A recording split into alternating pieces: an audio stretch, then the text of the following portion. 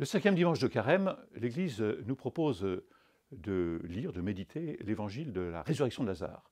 Dans Saint Jean, c'est une des grandes catéchèses que nous lisons dans le Carême, spécialement pour l'accompagnement des catéchumènes dans le cycle A de la vie liturgique. Et donc, dans ce grand récit de la résurrection de Lazare, qui est bien connu parce que, même si on ne connaît pas le détail, on connaît bien l'histoire, ça nous marque quand même, la résurrection d'un homme, voilà, par Jésus. Il y a, on peut dire, 4 choses 4 détails, 4 aspects de cette catéchèse, de ce récit et de la catéchèse qui s'y inscrit, qui me paraît vraiment à méditer, à retenir. D'abord, il y a l'attitude de Jésus qui vient voir son ami Lazare, dont il sait qu'il est malade, et quand il arrive, Lazare est mort. Et on voit l'émotion de Jésus. À plusieurs reprises, Saint Jean souligne Jésus qui pleure, qui pleure son ami Lazare, qui est ému touché profondément, aussi parce qu'il voit Marthe et Marie qui sont dans les pleurs, dans les larmes, alors son émotion redouble. Et ça montre que ce Jésus qui va ressusciter Lazare d'entre les morts, qui agit comme Dieu tout-puissant, il est en même temps cet homme, il est vrai Dieu, vrai homme, et cet homme proche de nous.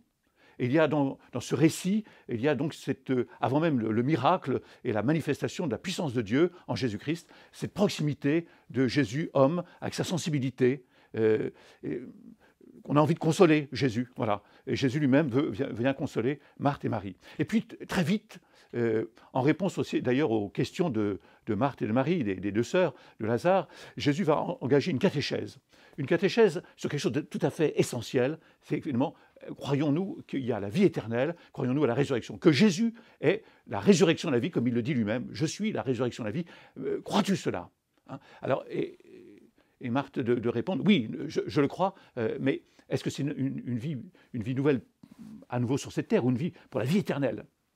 Et donc, Jésus va donc répondre, affirmer qu'il est la force qui peut nous ressusciter en vue de la vie éternelle. Mais déjà, il peut nous ressusciter pour cette vie ici-bas, et c'est ce qu'il va faire avec Lazare juste après.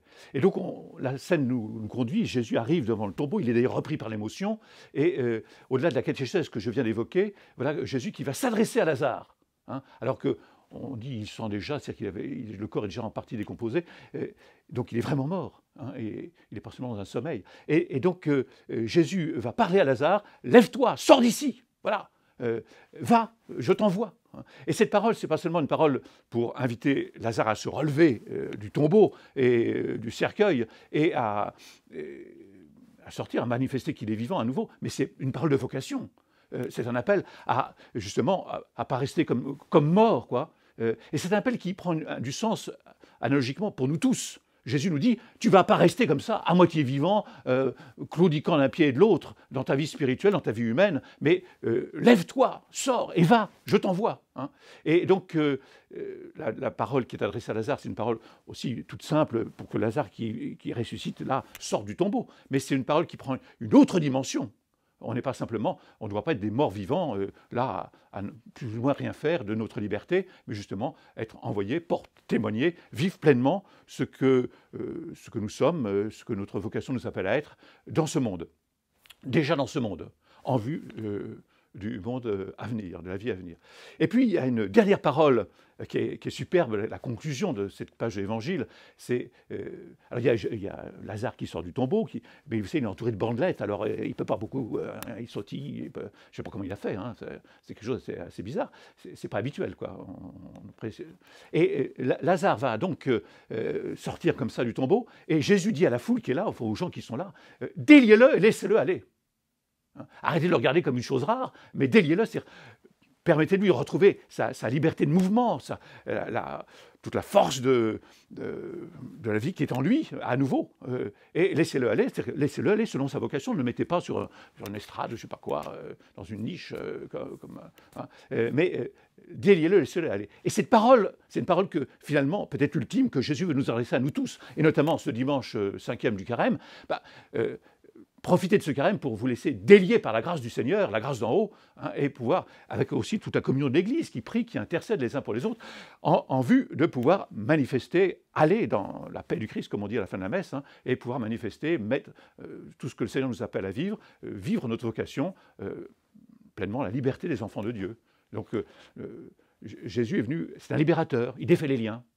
Et l'Église, au nom du Christ, la communauté qui nous permet de vivre pleinement notre vocation.